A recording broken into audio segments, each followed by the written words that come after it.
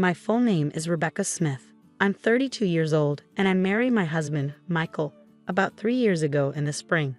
Our relationship is great, and we are also very close to his sister, Emily. We get along like sisters. This story involves a man named Daniel, who later married Emily. Michael and I have been together for over 10 years, even before we got married, so we are like parents to Emily.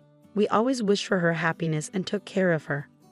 Because of this, when Emily got a marriage proposal from her fiancé, she wanted to introduce him to us, her second parents.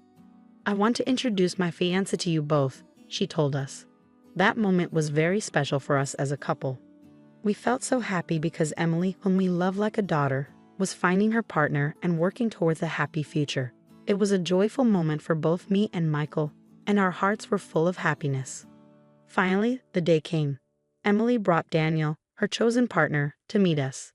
Daniel seemed to be around my age, maybe 32. He was 5 years older than Emily, which made me realize she likes older men. I watched him quietly and was impressed by his solid appearance and calm attitude. However, I noticed Daniel kept glancing at me. Did he want to say something to me? Was there something about me that bothered him? Or was it just a coincidence? These questions popped into my mind. I quickly checked my clothes and hairstyle for any issues, but found nothing wrong. Maybe realizing it was rude to stare, Daniel quickly looked away. In the end, we couldn't understand why he was watching me so closely, but Michael and I decided not to worry about it. We went on to introduce ourselves and started chatting with Emily and Daniel, who were sitting across the table from us. "Please take good care of my younger sister," was a classic phrase exchanged, and Michael responded with a smile, "Emily, I'm trusting you to him."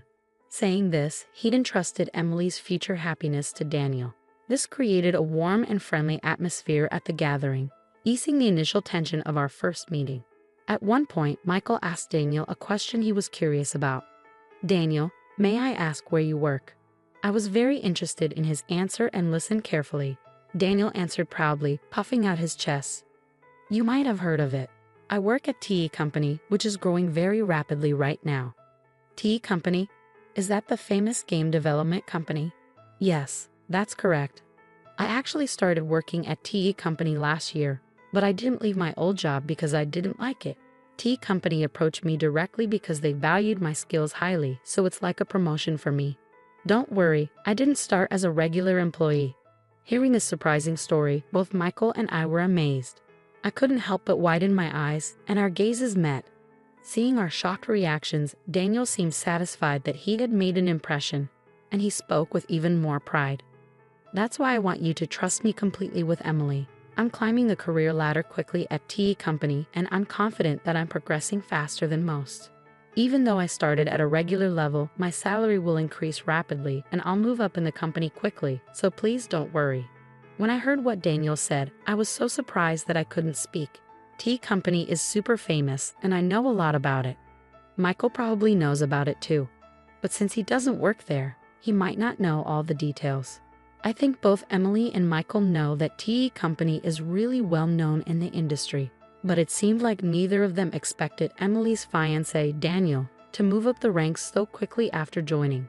I didn't expect it either. Some parts of Daniel's story made me feel a bit uneasy, but I decided to believe him since he talked about being recruited by TE Company and climbing the career ladder really fast.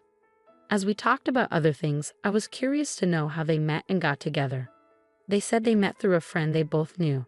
Daniel was looking for someone special but didn't want to go to matchmaking events, so he met Emily through a friend he trusted. Emily wasn't actively looking for a boyfriend, but she decided to meet Daniel when her friend suggested it. "I really like how Daniel always makes me smile. His clumsiness is kind of cute too," Emily shared.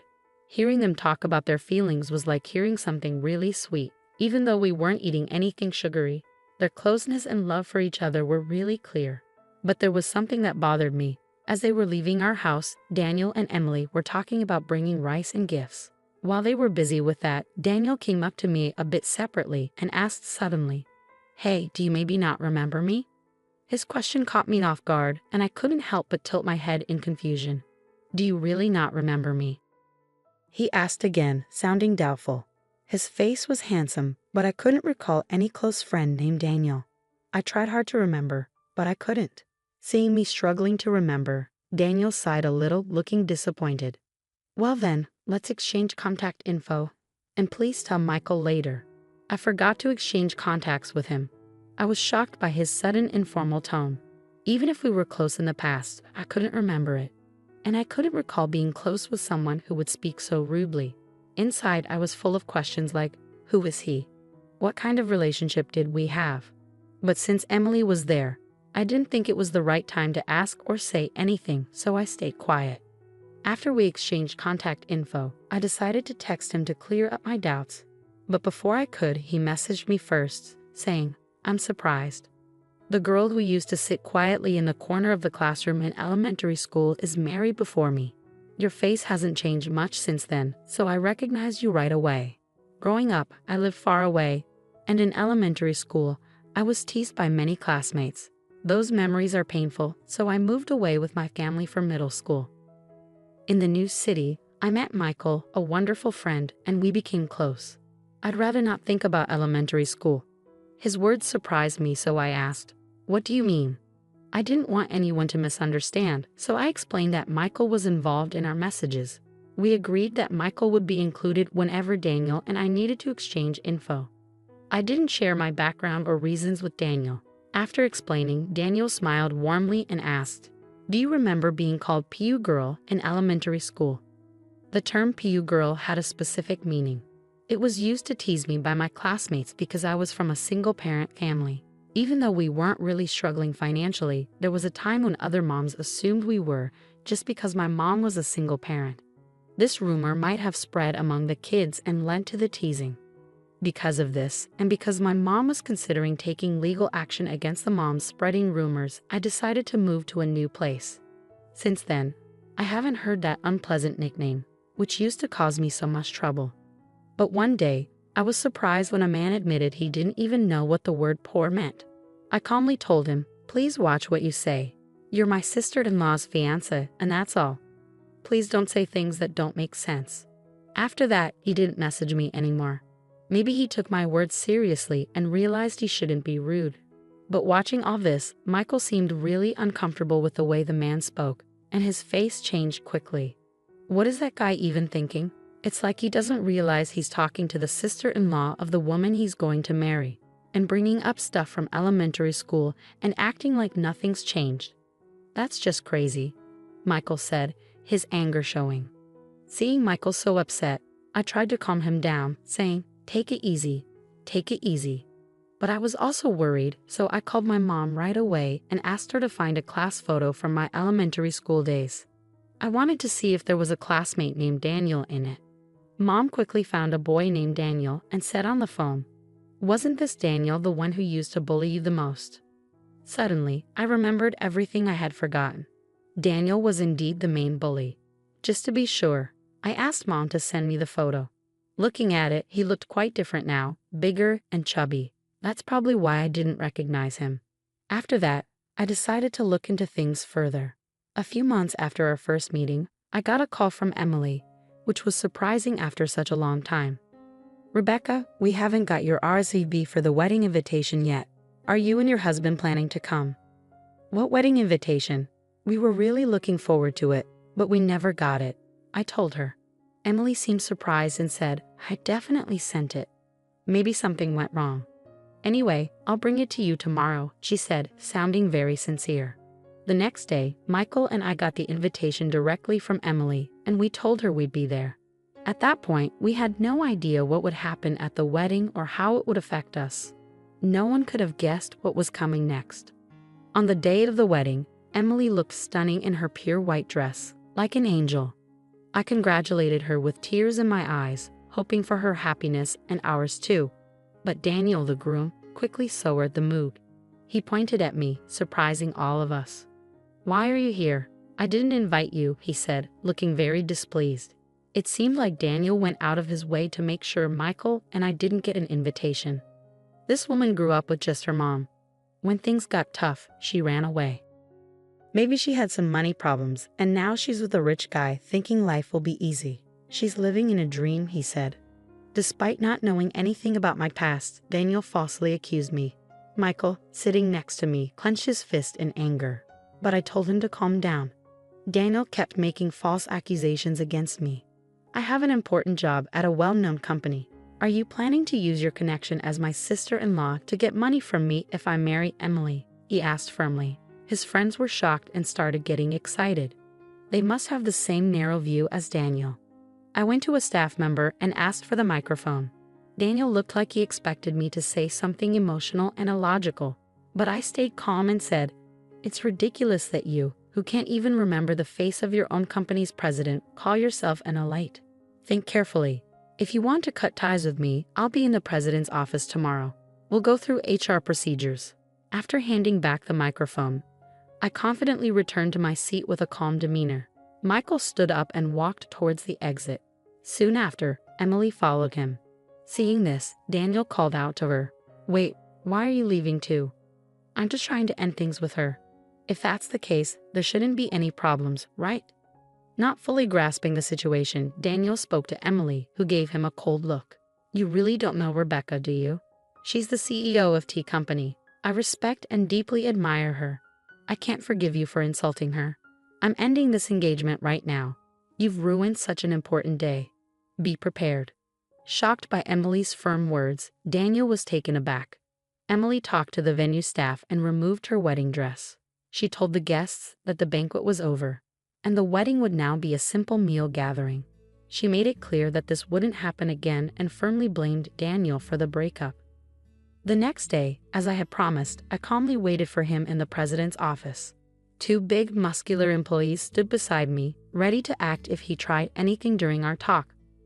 When he came in, he seemed confident at first, but that soon changed.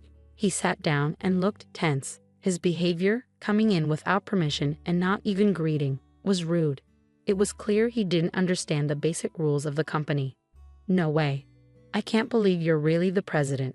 This is unbelievable," he said. "If you did a little research, you'd find the president's info on our website. Didn't you check before coming?" I asked. "Well, there were some things." He trailed off. It seemed he hadn't taken my words seriously or bothered to find out the truth. Maybe he thought I was joking or lying in front of all those guests. I told him I'm considering terminating your contract. "What? You can't make such a quick decision over a small misunderstanding. I'll talk to the Labor Standards Inspection Office." He tried to persuade me carefully, but I calmly put a copy of his resume in front of him. "You lied about your education here, didn't you? And you claim to have skills you don't actually have, like Excel and video editing. Is that true?" "Well, about that," he started. "Falsifying information and providing false reports are valid reasons for us to terminate an employment contract," I told him directly. He looked surprised at my statement. In fact, I had a strange feeling about him since our first meeting. Afterward, I checked everything thoroughly. Normally, our company doesn't use headhunting methods. Even if we do, I personally meet and interview recommended candidates. But I don't remember having a deep conversation with Daniel. He joined through our regular hiring process and started as a regular employee. He claimed to be aiming for promotion and said he was skilled with certain software, but he actually wasn't. That's why he never got promoted. His self-assessment was very high, and I found that suspicious, so I looked into his attitude.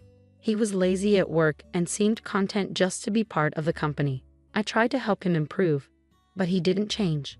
Now that he's broken off his engagement with Emily, there's nothing special between us. He continues to act unpleasantly, making me uncomfortable, so I see no reason to be lenient with him. I promptly asked Daniel to leave the company. Since he had only been with us for less than 6 months, there was no need to consider severance pay or handing over specific duties over such a short time. "Can't you help me out, as an old friend?" he pleaded. But I coldly replied, "I don't see any reason to continue our relationship," and arranged for other staff to handle his immediate departure. It seems he was hoping for financial help from his father, but because of the outrageous rumors he spread, that didn't happen. There's a past incident where my mother sued for defamation, and Daniel's mother was the victim. My father paid compensation for damages once before. Faced with a similar situation with his son demanding compensation, my father likely reached his limit, stopped providing financial support, and cut ties with them completely. Afterward, Daniel took care of his elderly mother while being pursued for compensation. Eventually, he vanished, seemingly taken away by people in all black clothing, and nobody knows where he is now. Someone might eventually come forward with information about his whereabouts, but I have no plans to actively search for him. Initially, Emily was deeply hurt when she learned about her fiance's background. But time heals, and about 6 months have passed. She's starting to see it positively, saying it's probably best we didn't get married. Lately, her smile has returned, and she's even looking for a new partner. Seeing her happier again, Michael and I are truly relieved. They're even talking about having children now.